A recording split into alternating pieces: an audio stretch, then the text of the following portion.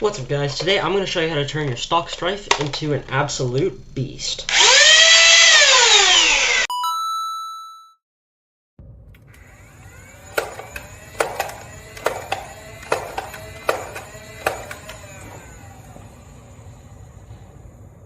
To get better performance out of our gun, we're going to need some better parts. I got worker aluminum flywheels and the aluminum flywheel cage, canted flywheel cage.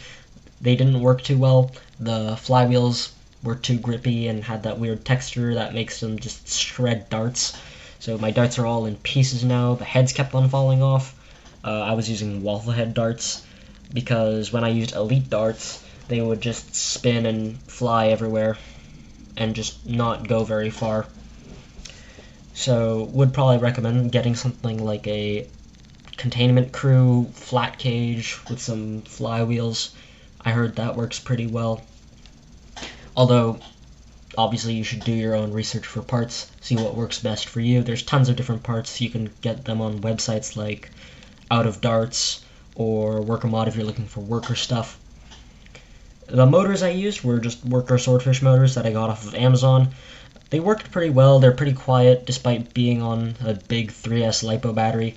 I got some Neo batteries a while back for the ECS, and they're way too loud, so would not recommend those. Would recommend getting swordfish motors. They work for 11.1 volts. They worked very well with my battery, which was a 3S 1100 milliamp hour LiPo battery. It's a little bit big. I would recommend getting a smaller battery, something like 800 to 900 milliamp hours. Lower milliamp hours usually means the battery's smaller sized. The extended battery cage that I got might not be necessary if you get the smaller battery, but I would still recommend it because it just gives you a little bit of clearance, and it looks pretty cool once you paint it.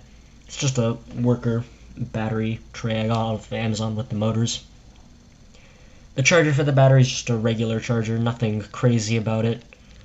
It works well, it pairs with the battery and charges it just fine. It's got little nice indicators.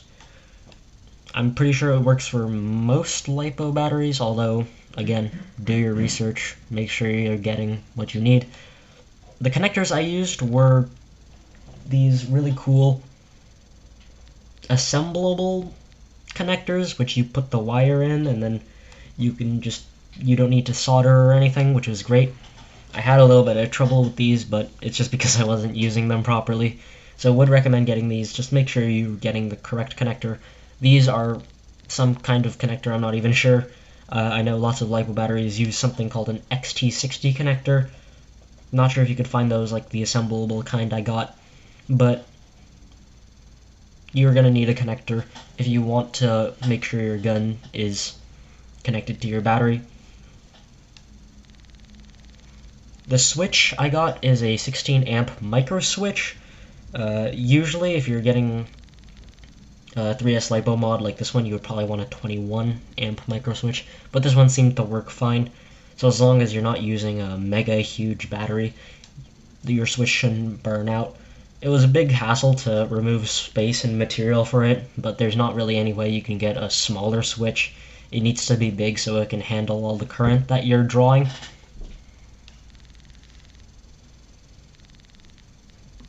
Some other stuff I used was just some nice 24 gauge braided wire. Braided wire is usually a lot easier to work with than a solid wire, so I would recommend getting some nice wire for yourself. You don't need to get it too thick. Like I said, the 24 gauge seemed to work just fine. Too thick wires are just hard to work with, and it's hard to put them through the channels and difficult to solder them as well. And with that, let's get to the mod. So over here I just cut off the nominal closed part here, so all we're left with is our nominal open, our common, and the actual clicky switch bit, which is just what we need. Now I also got some plasticine or just some silly putty to hold it together in place while I'm just trying to figure out where it goes. It's not gonna really be in the final gun, it's just super useful to sort of map out where you want to put it. Now that we've got all of our stuff, it's time for the actual mod. First things first, if you've got the modulus one like I have here, make sure you remove all of your attachments. so we can disassemble the blaster. So that includes the barrel, the grip, and take your mag out as well. So all you're left with is just the core blaster here. You can just set the attachments to the side like I'm doing. And the next thing you're also going to want to do is remove the batteries if you've already put them in. You just got to unscrew the battery tray and take out your boring alkaline batteries out because we're not going to need them anymore. We've got a LiPo now. So just to be sure, let me check that my battery can actually fit in here. Just need a look-see. I want to see what I'm dealing with here. Okay, so it looks like a little bit too large over here. But that's okay. We're just going to Dremel out that little section there. Other than that, it should be fine. I think we'll be good width-wise because of the extended battery tray I've got here. Just checking to make sure this fits on as well. Like a dream.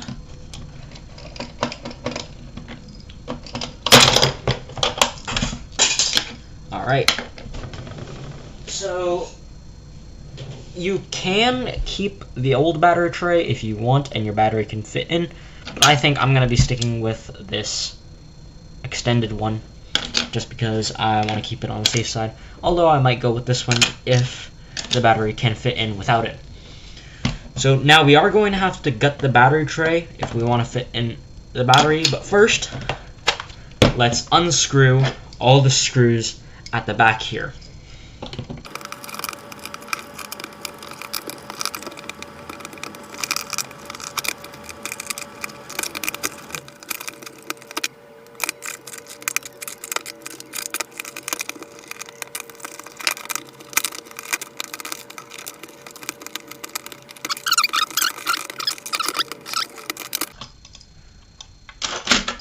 And now we can see what we've got inside.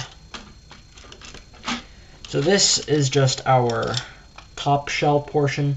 We don't need to worry about that right now. We're going to be doing all of our mod on the inside of the blaster here. Now this is just the access door, and we'll just keep that in place there. And here is all of our junk. Now, this is the thermistor, which regulates the battery, makes sure the motors don't get burned out by too much voltage. So we're definitely going to be removing that. This plastic sleeve, this old flywheel cage, all the old stuff here, that's all going to go. We're going to be removing all the mechanical locks and other junk here. So, let's do it.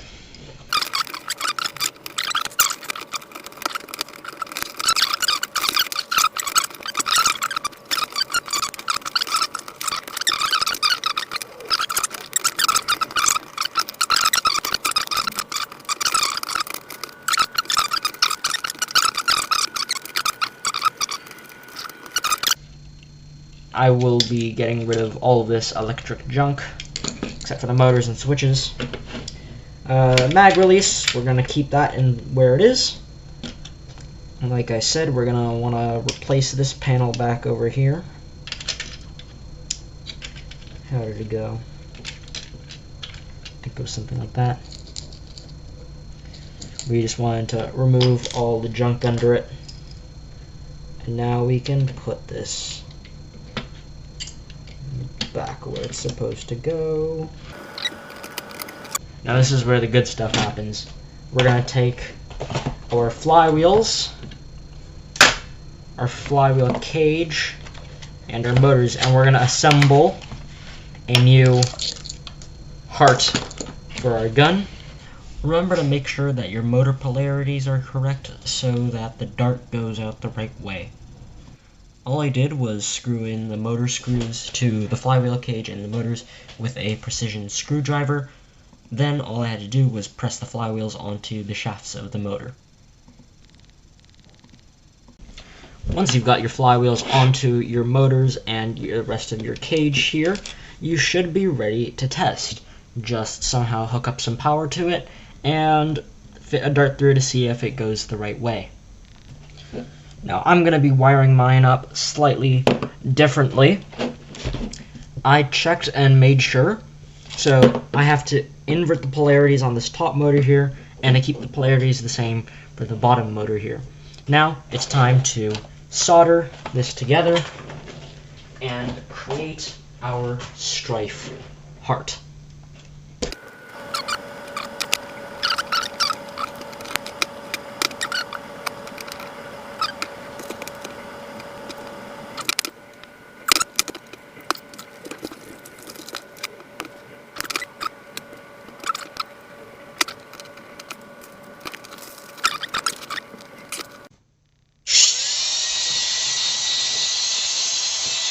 That thing.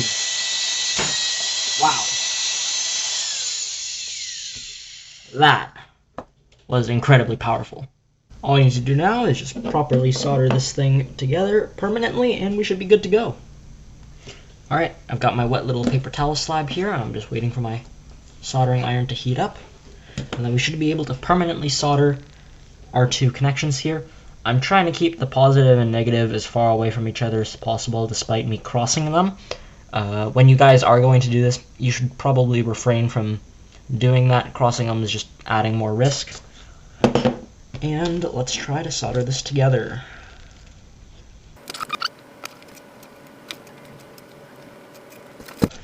Alrighty, and there we go. Our connections are nice and soldered together, and we should be good to run another little test. Next thing we're going to do is just remove all the junk in our battery tray so we can make some more room for our battery. Dremeling out the battery tray was an absolute mess. I would super highly recommend that you get a smaller battery so you don't have to cut out as much material. Something like an 800 or 900 milliamp hour battery would do you wonders.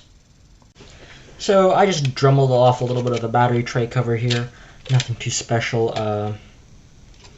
Just removed a little bit more material. And now it fits a little bit better. If you're not paying attention, it doesn't look so bad, but when you look closely, you can see that some of my shoddy dremeling job here and some of the material I removed here to make some space for the leads on the battery, and even more material I removed here. That was actually kind of necessary there.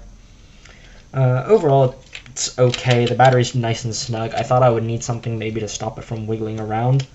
Hopefully the leads don't get damaged or anything. But the good thing is that they're already poking out on the side of on the back side of the gun here, which is pretty good. So I just wired everything up on the gun here.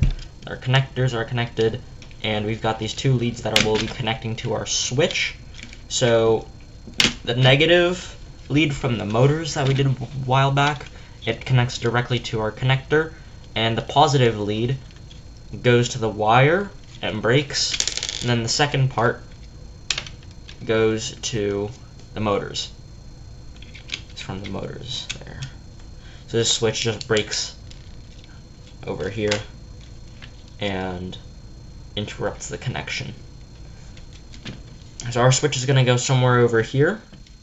If you have a 3D printed switch plate, that would definitely be optimal, but I don't have one here, so I just need to figure out how to put the switch in such a way that when I push the rev trigger, it clicks like that almost, maybe in a slightly different position. So obviously I'm going to need to cut away some material over here, and I got my sort of modeling clay stuff to just sort of figure out where I'm going to put it. And yeah. Mounting the switch was pretty difficult as well. I would recommend getting a 3D printed switch plate. It just makes the whole thing a lot easier, and you don't have to hassle with plasticine or hot gluing stuff together. Okay, so before I stick the switch into place, I just connected the leads to the switch, and it works very nicely. So now we're just going to put the switch in position, and we should be good to go.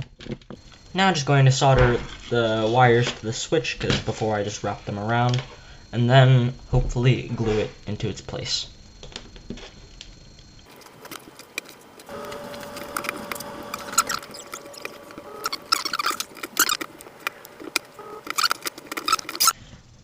I also ended up having a whole bunch of trouble with the rev trigger falling into the plastic handle of the gun and the switch not clicking properly. To just fix all that, just make sure you've got some extra plastic lying around that you can just slap on top so nothing goes crazy and just the rev trigger continues to press the switch down. Something like a lid I used.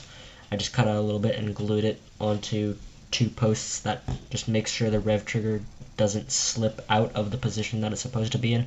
I would also recommend maybe putting a little bit of glue on the actual switch itself and to hold it together with the rev trigger, just to make sure that, you know, the rev trigger is always touching the little switch bit.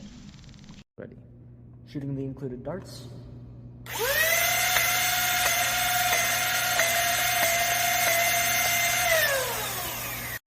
Shooting waffle head darts.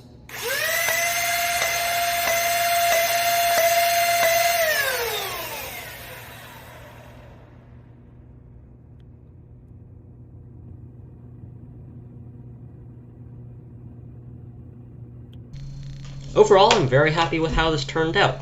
It definitely has more power now, and its size hasn't changed. We haven't done anything to the outside of it. Still a very battle-effective package that you can easily whip around corners, and now that it's modified, it packs a pretty huge punch. It's more powerful than pretty much all the other guns. It's still semi-auto, but of course you could get a full auto kit for this, and it's just so effective now.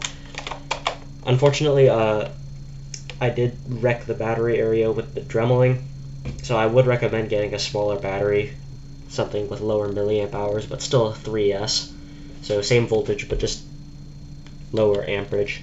It'll probably just be easier on your motors, and you won't have to dremel as much material out and risk wrecking your battery area like I did.